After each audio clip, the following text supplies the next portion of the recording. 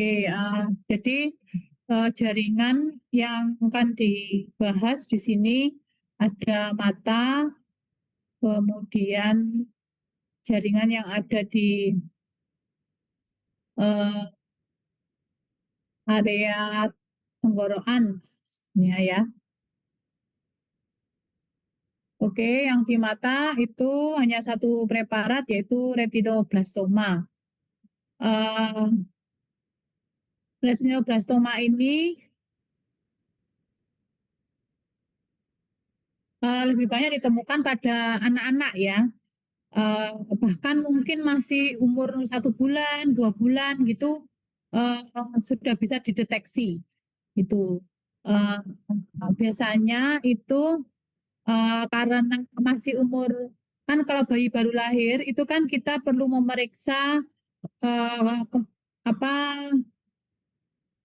eh, fungsi fisiologis dari indera. Jadi ada mata, telinga, begitu ya, yang bisa dilakukan. Kalau hidung kan nggak tahu, apalagi pengecapan juga nggak tahu. Kalau mungkin bukan pengecapan, tapi fungsi menelan biasanya. Jadi kalau sering muntah seperti itu, maka kalian juga kalau membantu persalinan terus bayinya lahir juga perlu diperiksa fungsi penglihatan dan telinga. Biasanya kalau orang Jawa itu kalau udah umur 1 bulan tuh sering dukun bayi ya, kalau zaman dulu itu seperti bentak ya, membuat bayi kaget. Itu maksudnya adalah menguji fungsi pendengaran. Uh, Mata biasanya menggunakan uh, apa center ya, pakai pen light ya, itu terus kalau dia disinari kemudian noleh itu berarti fungsi penglihatan masih bagus. Nah, biasanya pada anak-anak yang menderita retinoblastoma itu orang tuanya yang menyadari ya, melihat pupil dari mata anaknya yang harusnya berwarna hitam itu menjadi warnanya putih atau kuning atau bahkan keabu-abuan. Atau kalau kena sinar biasanya berpendar apa terang begitu seperti mata kucing ya di malam hari. Pernah ngelihat mata kucing di malam hari? Nah, Biasanya dokter. dari jauh ya, dari jauh tuh udah kelihatan tuh nyentrong gitu ya. Itu tapi nggak kelihatan bentuknya apa, hanya nyentrong aja. Itu biasanya kan kucing. Nah, itu juga gitu retinoblastoma itu uh, ditandai dengan seperti mata kucing, jadi disebutnya cat eye. Atau ini disebut dengan leukokonia. Terus karena adanya massa di dalam bola mata akan menyebabkan strabismus, bahkan sampai inflamasi dan glaukom, peningkatan tekanan intraokuler, dan sampai muncul hemoroid, jadi pelebaran vena-vena intraokuler. Dan keadaan lanjut bisa menyebabkan eksoftalmus, jadi uh, matanya menonjol keluar. Pada makrosnya ini pada penampang melintang tampak di sini massa tumbuh dari retina ya, dari bagian posterior menonjol ke anterior dan mendesak ya organ-organ jaringan yang ada di dalam intraorbita. Demikian ini transversal tampak massa tumor. Terus pada mikroskopis itu sel-sel terlihat sel-sel tumor bulat, bentuknya bulat dan kecil dan uh, sama ya, uniform dengan karakteristik sitoplasma sel tumornya itu sedikit, terus kemudian tersebar merata, nukleusnya tercat pucat dan didapatkan tanda-tanda neoplastik, diantaranya ada mitosis patologis. Kemudian ada gambaran yang disebut dengan roset atau seperti bunga mawar ya. Jadi ini yang gelap ini kelopaknya, kemudian yang terang tuh bagian tengah ya dari seperti mahkota bunga. Tapi nanti di preparat Coba dilihat ada atau enggak, tapi sulit dipastikan. Tapi sebenarnya itu tanda patognomonik roset ini suatu massa dari retinoblastoma. Gambaran khas ya dari retinoblastoma. Ini sel-sel yang dikatakan bulat, kecil, uniform, kemudian sitoplasmanya tercat rata. Ini ya, jadi seperti kelopak bunga, terus tengahnya terang. Ini yang mengalami mitosis ya, yang patologis juga banyak ya. Jadi proliferasi sangat cepat itu karakteristik dari sel neoplastik. Kemudian dari THT itu ada polip nasi. Nasi ini bukan rice ya, tapi hidung. Jadi polip itu massa yang memanjang berbentuk dan memiliki tangkai. Awal mula polip nasi itu diakibatkan karena inflamasi di mukosa hidung yang kronis.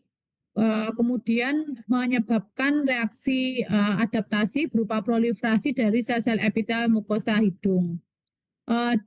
Prevalensinya antara 1-4% dan banyak dijumpai dia di poli THT khususnya di RSSA. Dan biasanya usianya antara 20-60 tahun dan paling banyak ditemukan usia 50 tahun. Dan perbandingannya lebih banyak laki-laki ya, 2-4 dibanding 1. Terus awal mulanya biasanya ada keluhan hidung tersumbat. Jadi nafas tuh nggak bisa longgar ya.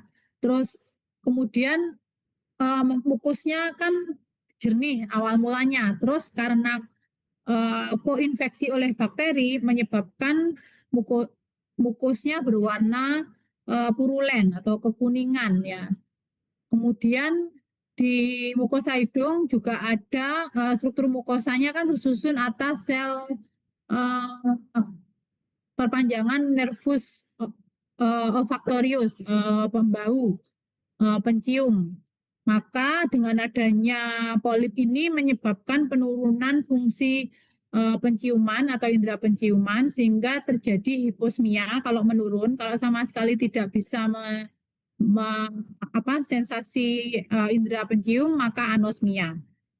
Dan di situ juga karena ada massa menimbulkan sensasi gatal ya dan menimbulkan bersin-bersin. Dan dalam kondisi lanjut bisa menyebabkan keluhan sakit kepala di daerah frontal atau juga ada keluhan postnasal drip dan rhinore purulen. Jadi ya karena reaksi inflamasi pada mukosa itu ya, dan mukosa hidung dan muncul produksi mukus yang banyak, fungsi penciuman menurun gitu. Terus gejala sekundernya, ini kan primer, sekundernya bisa menyebabkan bau mulut ya. Pernah berinteraksi enggak sama orang yang kalau diajak bicara terus bau ya, bau mulut. Nah itu disebabkan gejala sekunder dari adanya polip ini. Terus selain itu juga menyebabkan gangguan tidur ya, sleep apnea terutama, dan tentunya kualitas hidup penderita juga turun. Terus juga bisa menyebabkan gangguan pada saluran nafas bawah berupa batuk dan wheezing ya, bila itu disertai dengan asma bronkial. Ini gambaran makroskopisnya, jadi ada gradingnya. Kalau awal ya grade 1, kemudian semakin membesar edematus grade 2, dan ini yang grade 3. Bahkan ada yang sampai keluar di lubang ya, dari lubang hidung. Terus dia lunak ya, jadi mau kemanjang, ketangkai, lunak, warna putih keabuan. Terus kemudian dia secara makroskopik dikarakteristikan ada yang polip edematos, ada yang fibros, dan ada yang vaskuler. Jadi kalau edematos itu bengkak ya edem, warna putih keabuan, licin, dan mengkilap. Kalau fibrous itu cenderung berisi jaringan ikat sehingga tidak mengkilap dan pucat. Kalau vaskuler berarti darah kan berwarna merah ya karena peningkatan vaskularisasi pada massa di polip yang banyak dijumpai pada lapisan propria dari polip.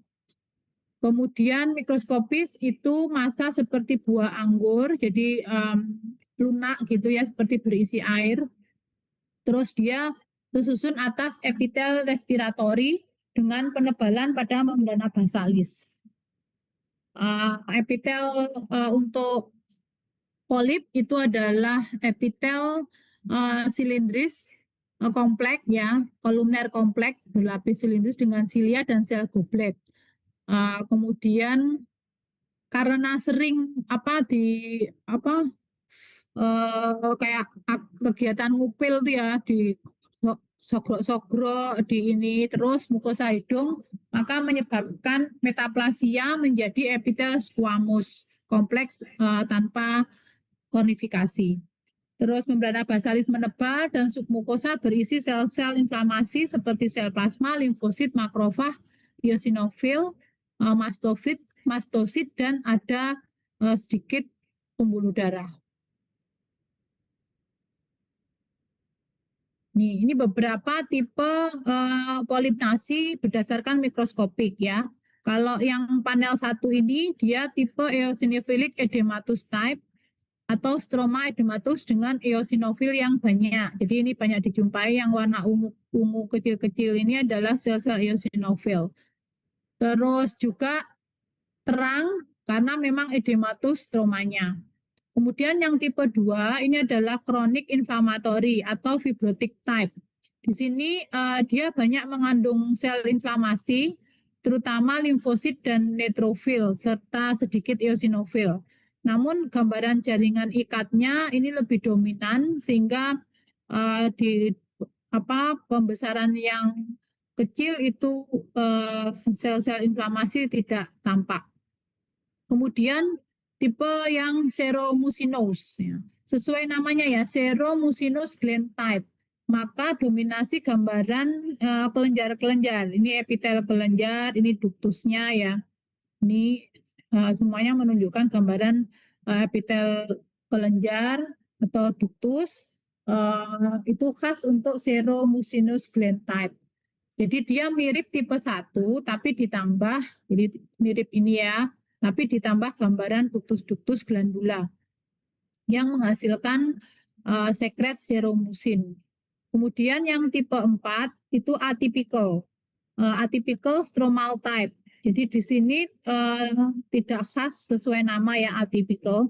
Terus didapatkan sel-sel stroma, kemudian ini sel-sel di antara stroma itu tampak nukleus hiperkromatik dan tidak beraturan dan ada gambaran strep cell. Nah ini pada umumnya sudah mengarah ini ya karena hiperkromatik itu mengarah ke keganasan. Selain itu juga ada laryngeal tumor, tapi kita nggak punya preparatnya ya. Tapi di mana-mana kita sering lihat baliho iklan rokok itu digambarkan dengan leher orang yang lubang. Nah, itu mostly karena adanya tumor laring. Tipe tumor laring itu ada non-neoplastik, ada benign, dan malignant neoplasma.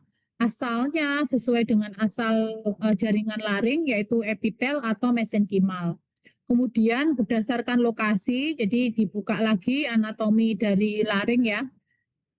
Ini yang paling superior ada epiglotis, ini yang membuka menutup manakala kita mau nelen atau mau nafas ya. Terus kemudian ini kan melingkar gini ya, itu os hyoid. Kemudian di sini adalah pulse vocal cord ya, pita suara. Kemudian ini kartilago tiroid. Kemudian ini ligamentum vokal. Terus ini pita suaranya. Kemudian ini kartilago krikoid. Kemudian trakea. Ya, berdasarkan lokasinya maka yang tersering itu pada area vocal cord ya, vocal cord. Jadi nodul pada pita suara. Terus selain itu juga bisa berupa papiloma atau bahkan squamous cell carcinoma. Dan tumor laring yang non malignan itu paling banyak adalah vocal cord nodule atau polip. Biasanya ini penyanyi-penyanyi profesional itu sering menderita vocal cord nodules. Sebut saja mungkin yang senior ya, ada Celine Dion, ada Mariah Carey, itu semua pernah mengalami vocal cord nodules. Atau yang lain-lain mungkin penyanyi profesional sering karena trauma terus ya, teriak-teriak gitu ya.